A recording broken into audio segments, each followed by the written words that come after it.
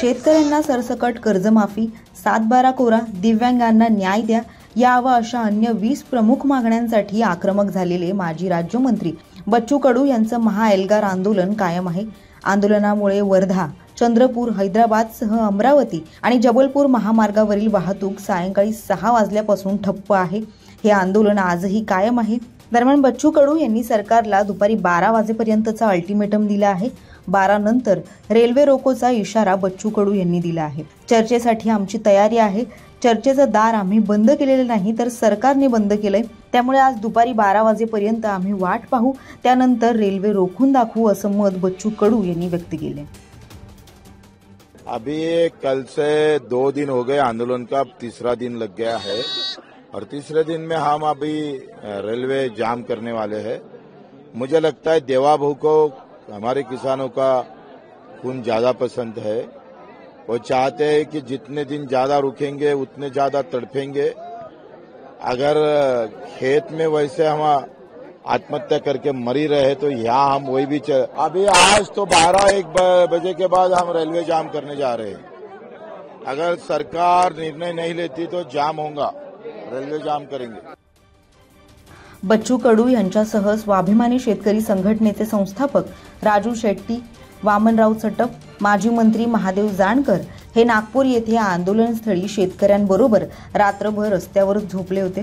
तर आज बुधवारीही बच्चू कडू यांच्याबरोबर शेकडो आंदोलक महामार्गावर बसून आहेत।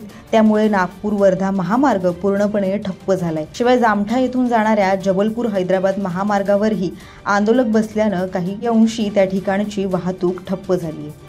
वाहतूक ठप्प झाल्यानं लोकांचीही कोंडी होते अशी तक्रार येत असून लोकांची कोंडी होत असली तरी शेतकऱ्यांच्या आयुष्याची कोंडी झाली आहे, त्याचं काय असा उलट सवालही बच्चू कडू यांनी उपस्थित केलाय। अभी पीएम जी हमारे महाराष्ट्र में आ रहे हैं, उन्होंने कहा था कि उत्पादन दुगना करूंगा और दाम भी दुगना करूंगा। ना दाम दुगना हो ना उत्पादन दुगना होगा, बल्कि हमारे जो किसान है और कर्ज में ज्यादा डूबते जा रहा है, मर रहा है। मैं उम्मीद करता हूं अगर राज्य सरकार के पास पैसा नहीं है तो आप दे दो मोदी जी।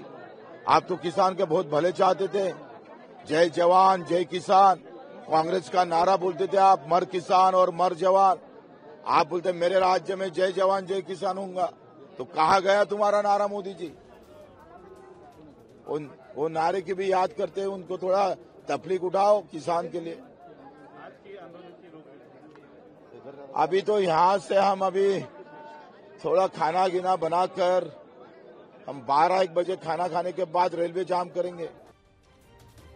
दरम्यान या संपूर्ण घडामोडीच्या पार्श्वभूमीवर आता सरकारची नेमकी काय भूमिका असेल, बच्चू कडू यांच्यासह शेतकरी नेत्यांनी लावून धरलेल्या मागण्यांपैकी किती मागण्या पूर्ण होतील हे पाहणं महत्त्वाचं ठरेल। या आंदोलनासंदर्भातील अधिक अपडेट्स आम्ही तुमच्यापर्यंत पोहोचवू। त्यासाठी लोकसत्ताच्या YouTube चॅनलला सबस्क्राईब करा आणि पाहत रहा लोकसत्ता लाईव्ह।